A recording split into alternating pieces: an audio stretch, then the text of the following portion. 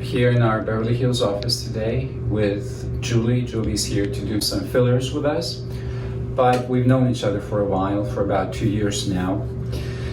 It's very important to me to be able to share our experience together for many reasons. Number one, she's a very beautiful and very kind and sweet person, so I prefer patients like that. It makes me feel more inspired and challenges me to go above and beyond for people that are such because they appreciate good work and good effort no matter where that comes from. So it's very gratifying for me.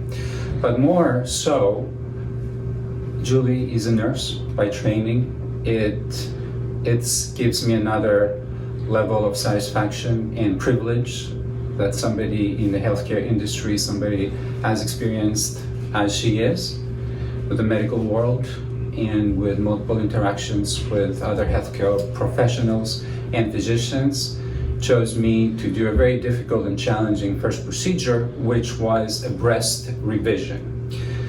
She had a prior breast augmentation before coming to see me for the first time, and the outcomes were not favorable to her. If I remember correctly, you had capsular contracture, which is a difficult problem. You had severe breast asymmetry, and that means the shape was really very uneven and unpleasing. And also the nipples were contracted because the previous surgeon chose as an incision to place the implants the areolar margin, which many people do, and it can be a good choice in certain patients, but requires a certain level of skill to help prevent problems such as what Julie had, which is contraction of the wound, which shows as digging in to the breast and really changes the whole breast architecture and the nipple areolar architecture. These are very difficult problems to fix. I remember when I first saw you, you were very emotional.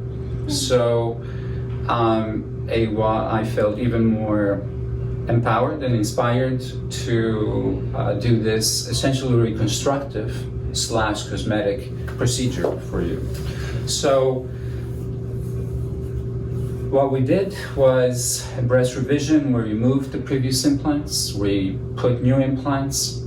That's not so important as the choice of implants, but the most important aspect and element in these procedures, breast revision procedures, is how the plastic surgeon who takes that challenge on creates the new pocket for the new implant, because it is the pocket that really defines the shape of the breast after the surgery. Oftentimes there's a misconception that switching to a different implant profile, like high profile, moderate profile, so on and so forth, anatomic shape, is what determines the breast shape. That is only minimally true. It's true to a very small degree.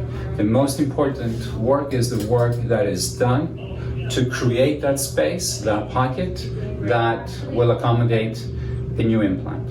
And of course, in a situation where we have capsular contracture, then serious work has to be done on that capsule, which entails removing it, either partially or completely, revising it by cutting it at certain places to get rid of rippling, or closing it, repairing it where it needs to be repaired to limit the space and help create a very round space for the implant.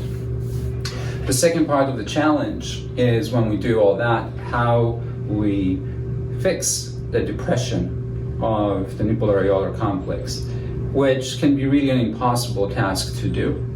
And I was honest with you, I told you it's going to be a considerable improvement. It will not be perfect, but I was confident that we could have that improvement, which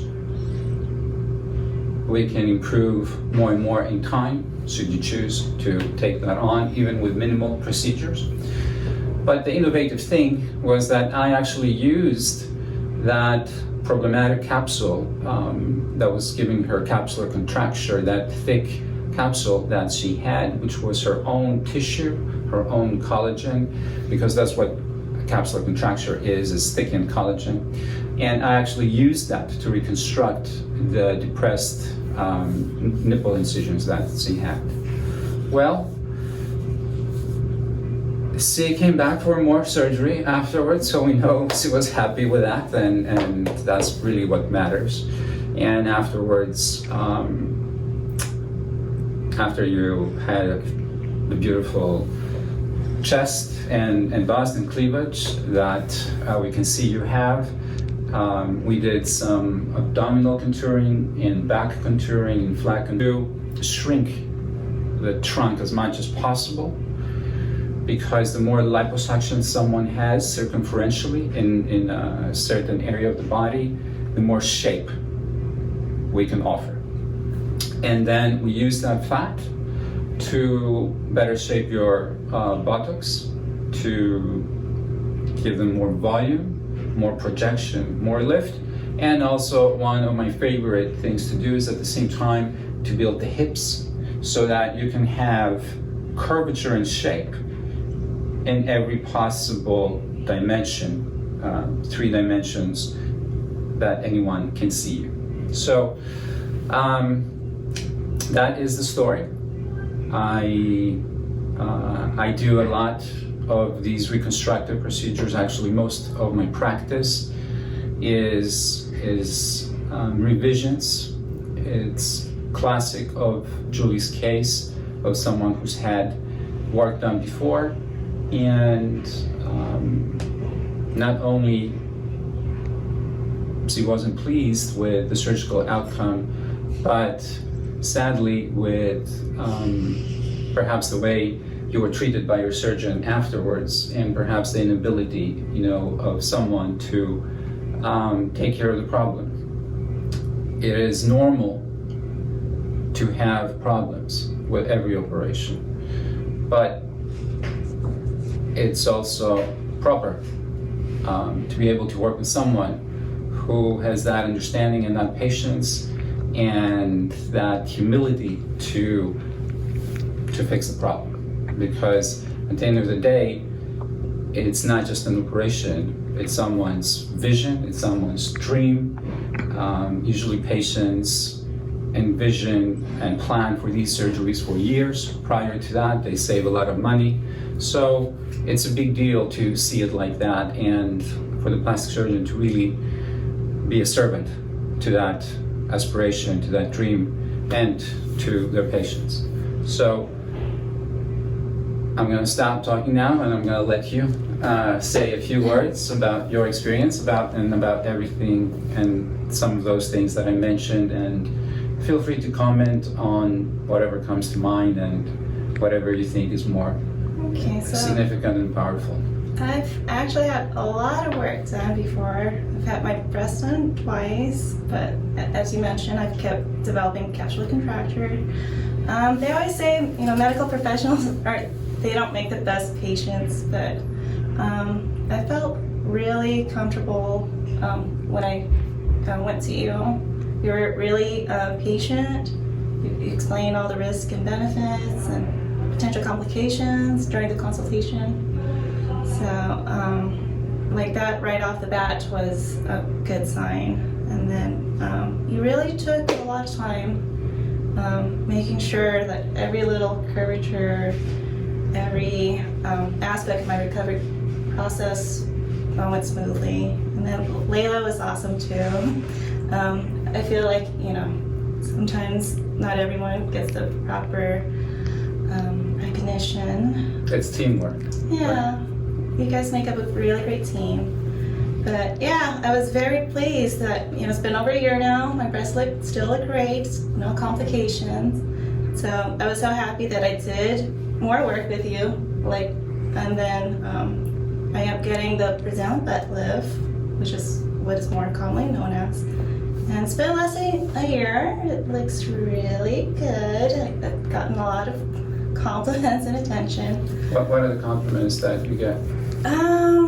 You know, people would second guess. You're like, is that real? Is that not real?